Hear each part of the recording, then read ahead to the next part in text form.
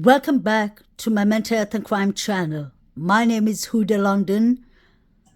This is the case of the Idaho quadruple murders. This is for educational purpose only.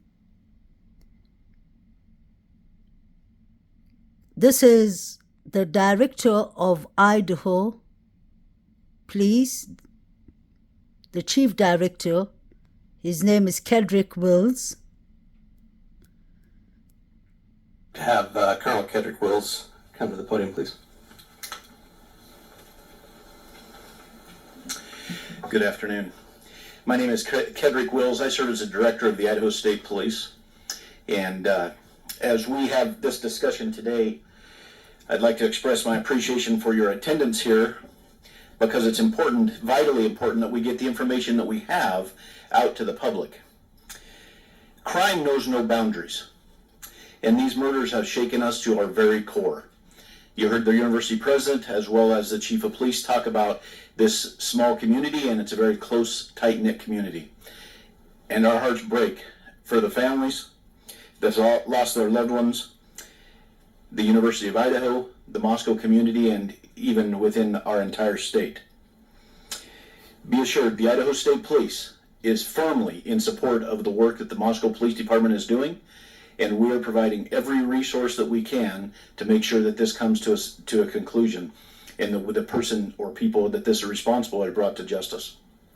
It's so important that you understand that this takes a team effort. This is teamwork with the university, with this Moscow City Police Department, the Latah County Sheriff's Office, the Idaho State Police, and the Federal Bureau of Investigation.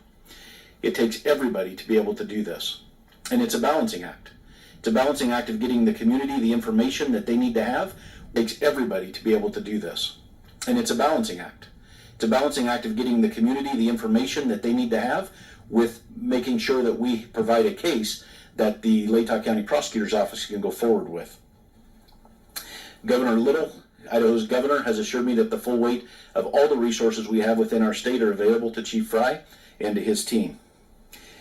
Our crime lab is also involved with processing evidence, and our law enforcement throughout the region, state and federal agencies continue to provide resources. From the Idaho State Police's perspective, we provided detectives here from this area, as well as detectives from out of the area, state police detectives, as well as patrol resources and communication assistance as well to provide for Chief Fry and his team.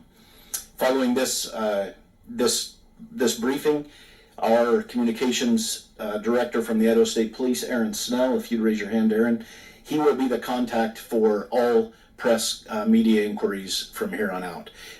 He'll be working closely with Chief Fry and his team. And we have additional, he'll be working closely with Chief Fry and his team. And we have additional patrol and investigation resources brought to bear here as well. We want to do everything we can to make sure that this is done correctly and that the people that are responsible for this are brought to justice.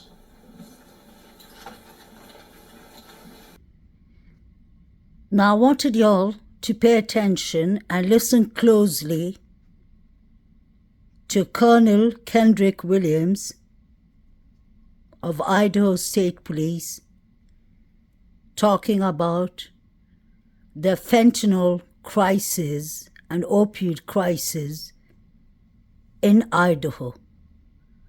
This was made 7 months ago, and I've seen a news clip of Colonel Kedrick Wills and the governor of Idaho talking about the drug overdoses and trafficking problems in Idaho. They got $1.5 million so that the police forces in Idaho could tackle the problems of the overdoses and of drug trafficking. And that was actually 10 months before the Idaho-Moscow quadruple murders. So I'm just trying to point out that there is a drug crisis, not only in many states in the United States, but in Idaho too. They have a line kind of drugs coming from California, Arizona, the Mexican border, the cartels. So let's listen to what Colonel Kendrick Wills has to say. Fentanyl is responsible for a rising number of overdose deaths in the state and is a leading cause of death for young Idahoans. On Friday, U.S. Attorney for Idaho Josh Hurwitz and Idaho State Police Colonel Kendrick Wills joined me to discuss how the state and federal governments are working to stop the influx of the drug into Idaho. Thank you both so much for joining us today. First of all, what is it about fentanyl that makes it so dangerous as compared to meth? Its lethality and its addictiveness. It's about 50 times more addictive than heroin, and a 2 milligram amount of fentanyl is considered to be a lethal dose. And I brought a Splenda packet as a little prop, an unfortunate prop, because this is 1 gram of a sweetener.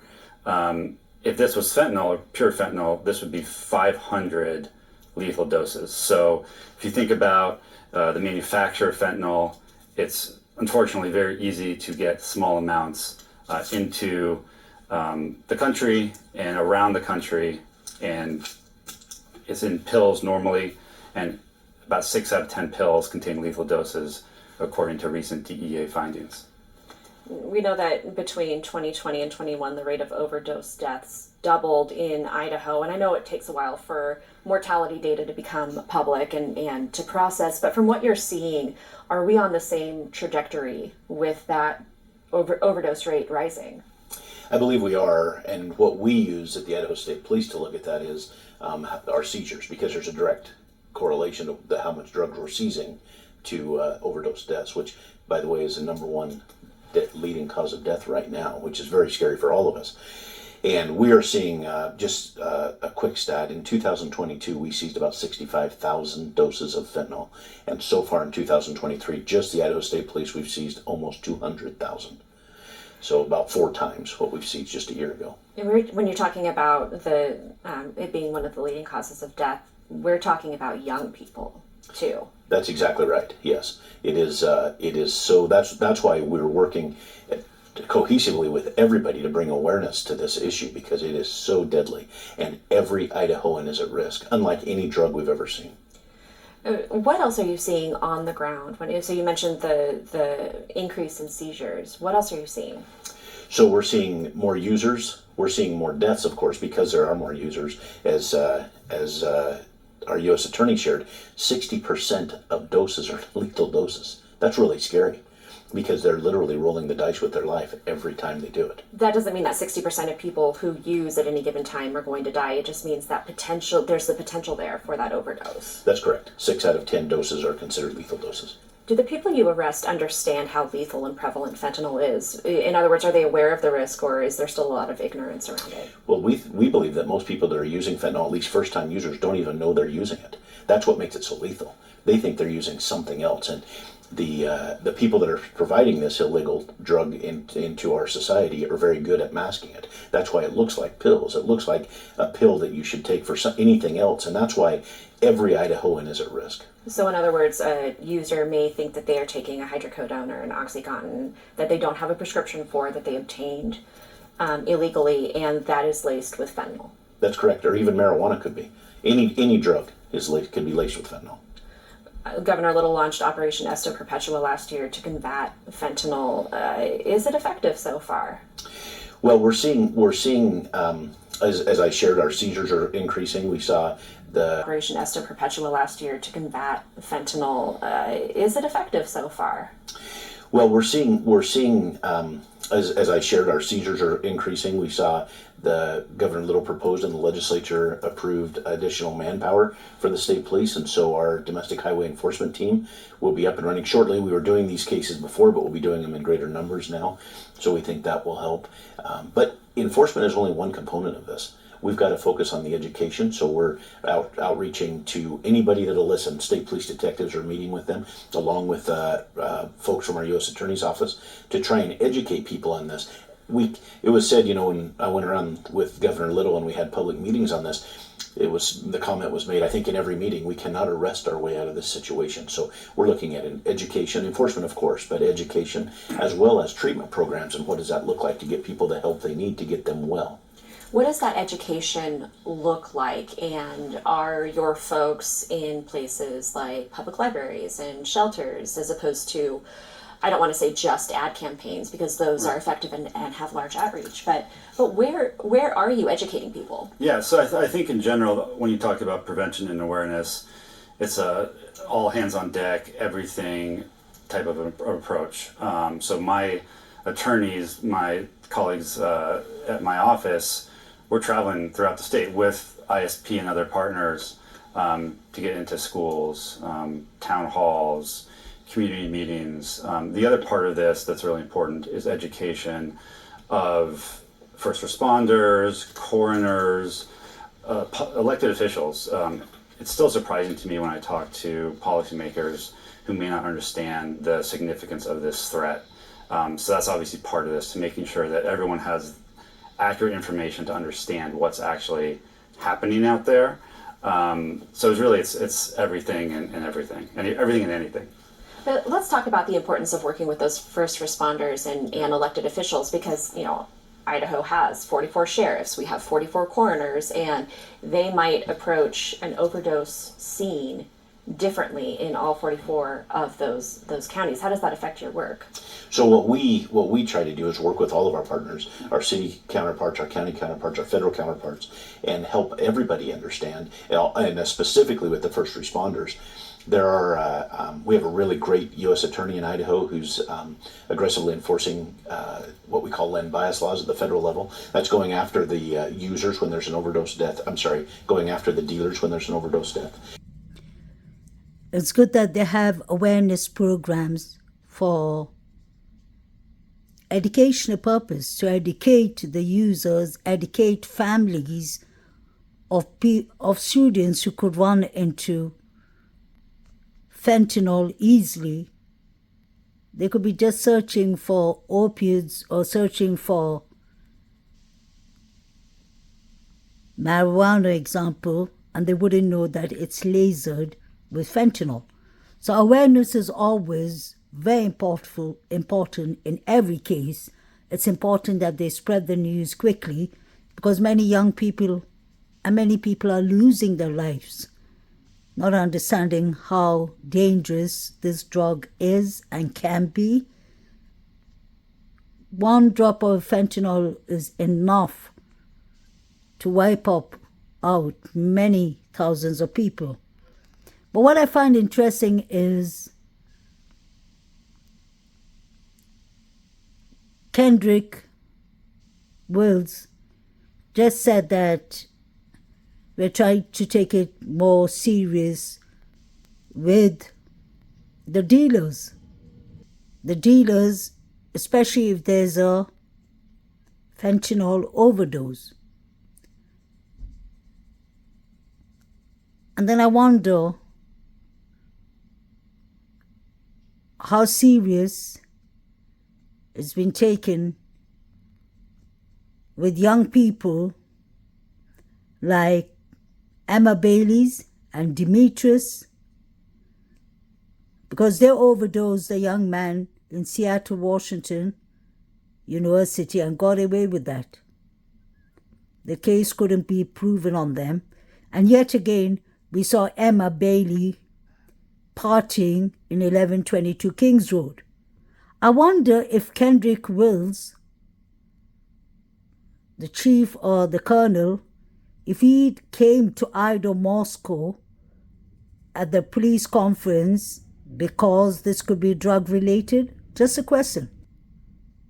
I'm sure it was him and Governor Little that gave Idaho, Moscow $1 million to have extra troops and for all the costs that this investigation would take. And at the same time, the owners of 1122 Kings Road donated the house to the university. So I wonder if all this money is being used wisely. I didn't find any necessity for them to demolish the house. I wonder if they were trying to get rid of evidence. It's the university's choice what they did with the house, but then the house is actually a crime scene. There were 3 unidentified male DNAs, but yet again they demolished the house. Aggressively enforcing what we call land bias laws at the federal level. That's going after the users when there's an overdose death. Going after the dealers when there's an overdose death. But in order to do that, there's some evidence we have to capture at the very first of this. So we're working with coroners, firefighters, EMTs, all first responders to help understand. We need to get this evidence so that we can look down the road at a successful prosecution. And so it's a matter of getting that word out to everybody. And let's talk about your office's philosophy and approach to those prosecutions. And so you do target just dealers, or do you also target some users in those prosecutions? We generally do not prosecute drug users. Now, many dealers are also users, so with that clarification, our approach is to attack the supply of fentanyl. And the Department of Justice, of which my office is a part, is looking at this as a global supply chain that we're trying to disrupt. So recently there's been prosecutions of...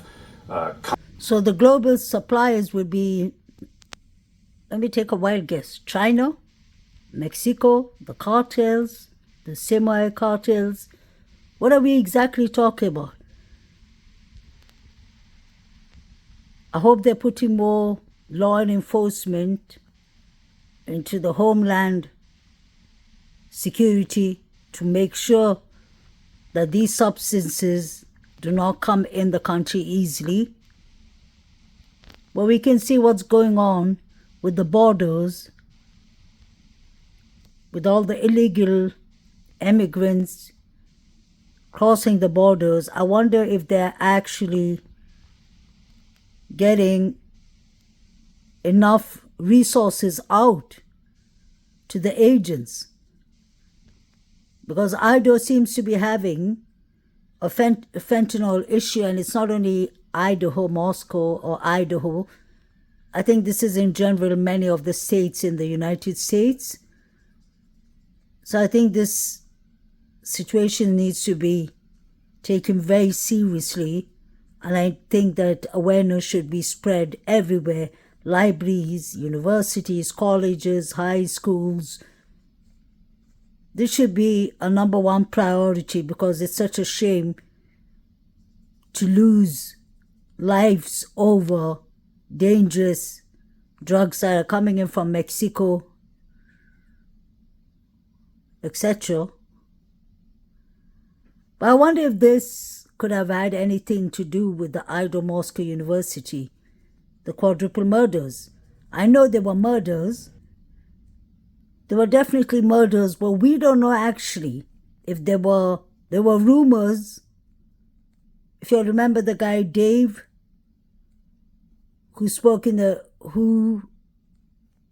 to social media at the beginning and said that he got a message on his phone that there were overdoses, that they got a bad bunch of drugs.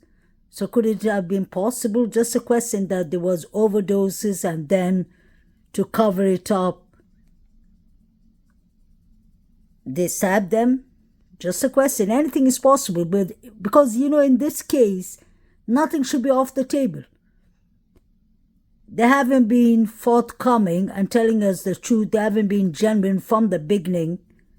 Everything was on a gag order, and they were saying that the public are spreading false rumors when they weren't giving us the facts.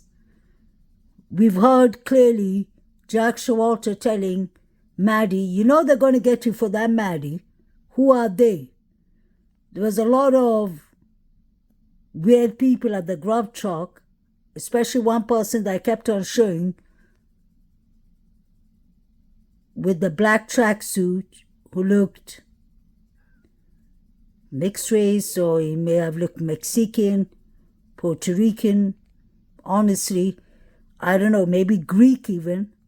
Let's not forget the girls used to work at the Mad Greek restaurant.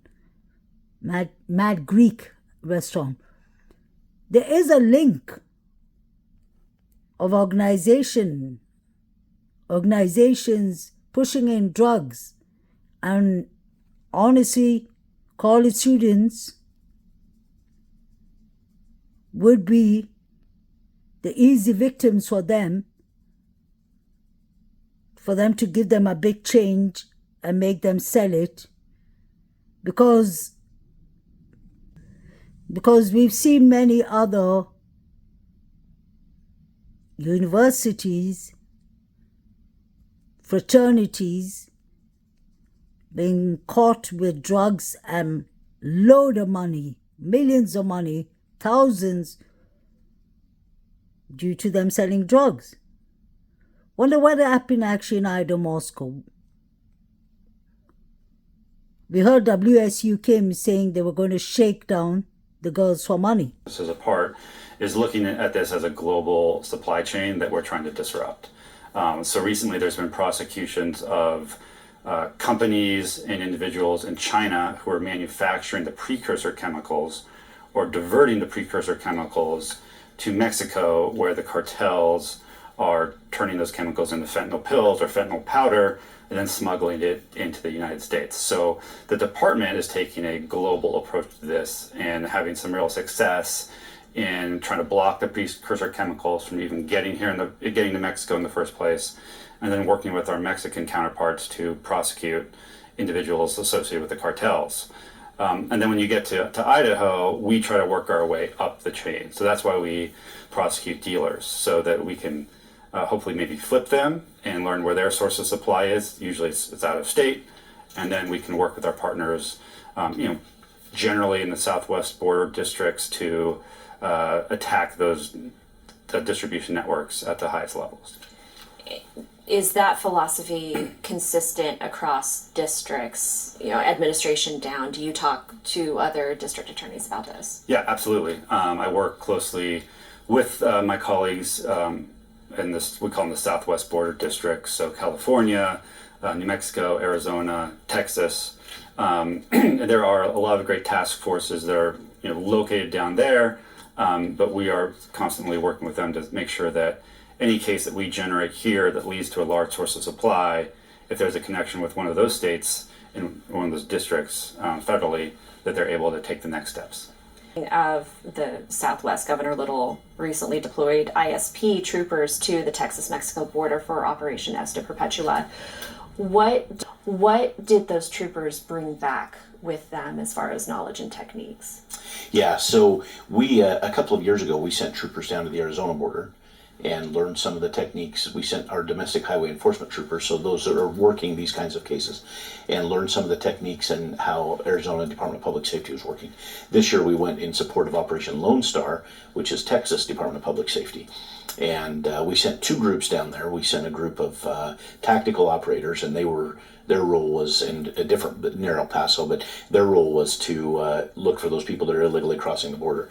Then the other group that we took were our domestic highway enforcement folks near Brownsville, and so they had two very different missions, two very different experiences. But what they brought back is the cohesive ability to see and to share with all of our law enforcement counterparts in Idaho what they're seeing at the border, the smuggling techniques, how they're bringing it across, how much they're bringing it across, all these different experiences. But what they brought back is the cohesive ability to see and to share with all of our law enforcement counterparts in Idaho what they're seeing at the border, the smuggling techniques, how they're bringing it across, how much they're bringing it across, all these kinds of things, which has been very, very helpful. So we were there kind of in a twofold mission, really to support Texas, certainly with the border crisis, but also to bring back that information. And now we're hosting trainings for all law enforcement in Idaho, kind of a train the trainer concept for those troopers who did go down to the border, to see what's going on there and to help them come back, and so we can be more effective at keeping this out of Idaho.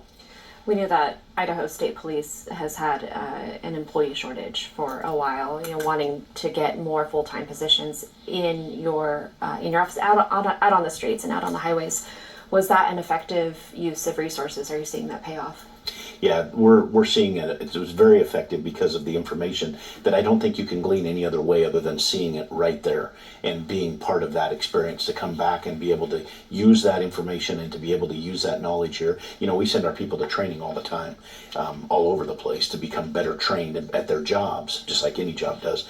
And this was probably some of the best training we could have possibly sent these troopers to.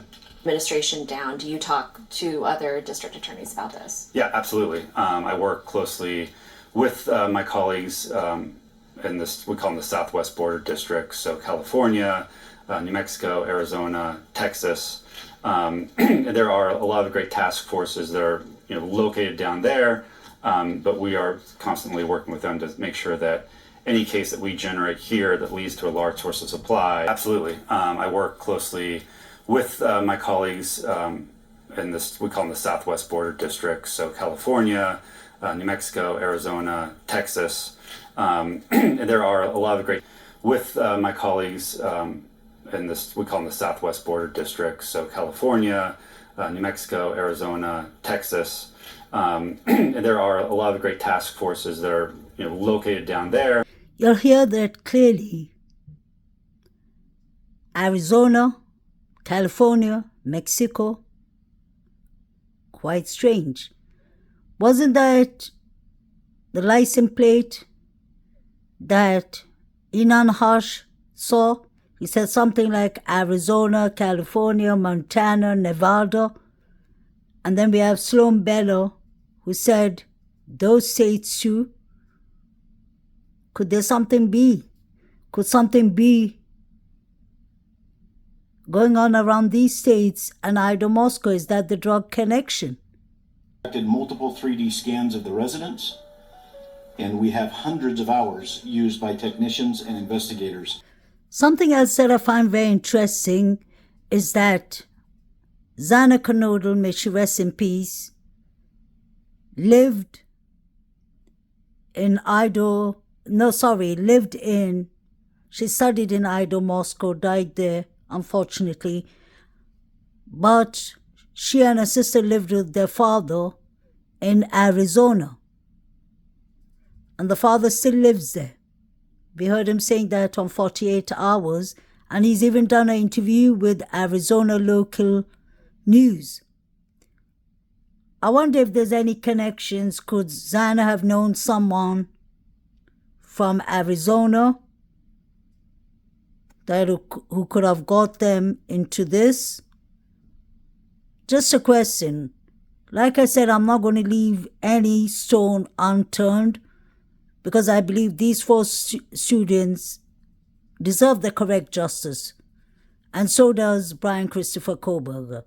There's one thing I really want to make clear. I've always been confused, not only me, everyone, mostly that I know, if Brian Christopher Koberger did these crimes or not. But I've heard many people saying that he's innocent, and I don't personally believe he's completely innocent. I just feel like he's involved somehow or the other. I don't believe he's involved in the unalivings, but he could have been working with organizations who participated in the quadruple murders. I don't think the FBI would come with wrong information saying that his car pinged around those areas. And it's interesting that his car pinged around those areas 12 times before. Could it be possible? Could it just be possible that he was there surveilling the girls, not in the way that we think that he was stalking them? What if Koberger was working for the organizations allegedly could have been involved in these crimes, and he was surveilling information for them? Could that be possible? I personally believe that he's involved somehow or the other. Maybe he was there to clean up. Maybe he was part of the cleanup crew. Because let's not forget, DM took 8 hours to call the police. Could it be possible that Koberger entered and he saw what happened, and then he told XANA, "Don't worry, I'm here to help," but it was too late. She was already unalived. or she was on her way to the other side. May God rest her soul. Something is not right in the story, but I do believe that either whether it was fraud or drugs or something, for 4 people to be brutally murdered, unalived in this manner, I personally believe it was not only anger, rage, the fraternities, like Sigma Chi, certain people like the Davids, allegedly, the 4chan articles, the 4 figures running, the Jacks. I believe there's a bit of all of them being involved. I believe some information was leaked by Kaylee to Adam that night or to Jack D, because we heard Jack Showalter clearly saying they're going to get you for that. You know they're going to get you for that, Maddie. And we've heard of WSU Kim, although not everyone believes in what she says. I believe a lot of what she says, especially in the beginning when she was saying there was a shakedown there. Emma Bailey was partying in the house. Could she have been an informer for the organizations? She was involved in another overdose case. Got in the mix by accident, at least the ones that are dead, by accident in a cartel of triangular traffickers. Arizona, New Mexico, California. Arizona, Arizona, Arizona, New Mexico, California. That is what I think. I think they have people who phone. I think they have people who watch. I think this was very constructed. Now, here's something I'm going to say, and it might offend people. I feel somebody in that house, whomever, don't know if they're the dead roommates or the living roommates, but somebody was getting paid for the information that they were giving. I'm going to have to suspect that it's probably one of the 2 living. For if you take the fall for this, we will go here. There's also mind control with it. I wouldn't take the fall for that, okay? And I'm not saying he wasn't involved in it, but it's not quite to the degree that he was a psychopath in there murdering everybody. There are other people, period. It has to do with trafficking. It has to do with sports. It has to do with steroids, drugs, injectables, whatever you want to call them. All of those things are involved. Each and every person in that house was talking to other people that they assumed were friends. There was many a voyeur in that house because it is a town full of young kids in a house, girls. So the neighbors were watching, always watching. There is video footage of what happened. So this brings another element. I feel like that home was bugged. Okay, bugged. By bugged, I mean like in the, 1960s reference, Maxwell Smart, Get Smart. They placed objects in the house that could absorb, record, watch, rewind, watch, rewind, watch, rewind. There's a full accounting on the internet of the murders. I don't know if it's on the internet you and I would see, but somewhere online this is being sent around because there is also a ritualistic aspect to it. The Greek system, the numerology, the sigil magic that Dylan put the tattoo on her arm. I'm not disputing getting a tattoo after someone dies. As you know, I did the same thing. It's what the tattoo is. That is a sigil. Okay, so I feel like there's a specific reason for that. It's a numerology. All of the kids' names are connected energetically. That's why they were brought there. There's a connection. This is a spiritual focus. This is a ritualistic performance on top of, okay? So that's another layer. It is not just Nutjob Brian came into town and decided, I'm going to kill 4 people I don't know because I'm socially awkward on the spectrum and I'm a freak. I'm not saying he's none of those things. I'm just saying that's not what happened. And I feel like his brain has been controlled. There is a component. I really feel they got in the mix by accident, at least the ones that are dead, by accident in a cartel of triangular traffickers. Arizona, New Mexico, California, Arizona, Arizona, Arizona, New Mexico, California. That is what I think. I think they have people who phone. I think they have people who watch. I think this was very constructed. Now, here's something I'm going to say, and it might offend people. I feel somebody in that house, whomever, don't know if they're the dead roommates or the living roommates, but somebody was getting paid for the information that they were giving. I'm going to have to suspect that it's probably one of the two living ones, because otherwise they'd be dead. But oh my God, I feel like, of course, I'm always going to say this, I feel like there is a component of authority involved, because we all know when you have power, it's ridiculous, but the police department on some level is corrupt on some level, and they are being put into position to allow Koberger to get off on something, or to get away with it, or that's actually what's happening, I feel. Okay, take drugs, besides for fun and besides for illness, right? They take drugs, steroid performance enhancing drugs. What if, while all of this shit's going on, we have people being brought into this school setting, this university, we have people being brought in there that are kind of harnessed and drugged in order to perform, in order for sports, in order for money. Because human trafficking is one thing, it goes in different directions, but what if the sports department, and I am getting that, so there is also a connection to that, and that came through the side of Ethan. So I don't know what he was involved in or not involved in, but somebody that he was around and talked to is connected to that element. Now, you can be friends and have a whole bunch of people that you know and hang around and not think that they're involved in anything. Or you could suspect it, but you're still hanging out with them because you're friends. You know, when you're 20, you're 21, you're not thinking that, right? You're not thinking that this person is going to fuck up my life because they're going to tell me something and I'm randomly going to repeat it, which is what happened with Kaylee. That is why she's saying, I'm so sorry. About 11 o'clock the night before they were killed, she is talking in this restaurant and bar place setting, and she is speaking about something, and they are like, absolutely the fuck not, you have to shut up. Could Dylan have been the mole in the house? Was she working for someone?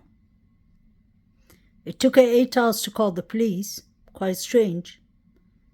You can't be in a frozen state of mind for 8 hours.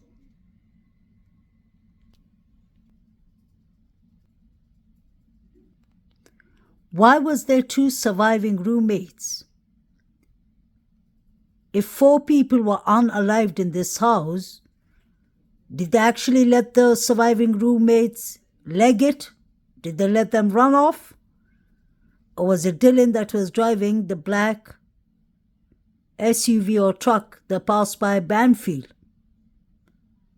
What exculpatory evidence does Miss Bethany Funk have, according to Brian Christopher Koberger? So there are 2 surviving roommates and there's a surviving dog, Murphy. Now Murphy was really close to his owner, Jack D. We've seen him on TikTok clips, him playing with Adam L. Quite strange. So they know the dog well. They wouldn't want the dog harmed. They could have gotten and got out the dog before all this happened.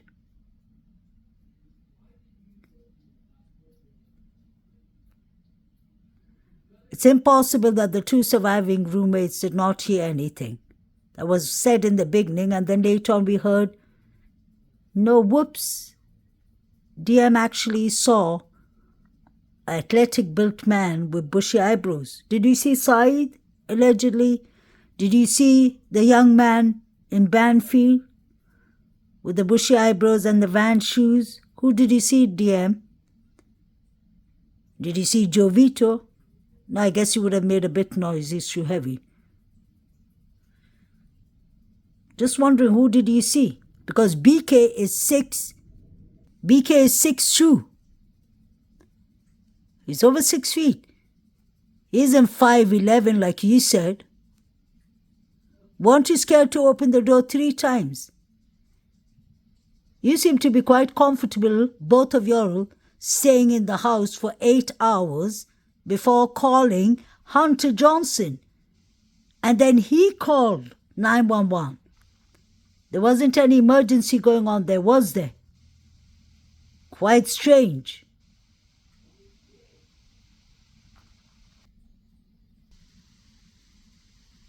The roommate's tattoo said MKXE. So according to them, Maddie was unalived first, Kaylee second, XANA third, and E fourth. Are they trying to mislead us? Is this a red hearing?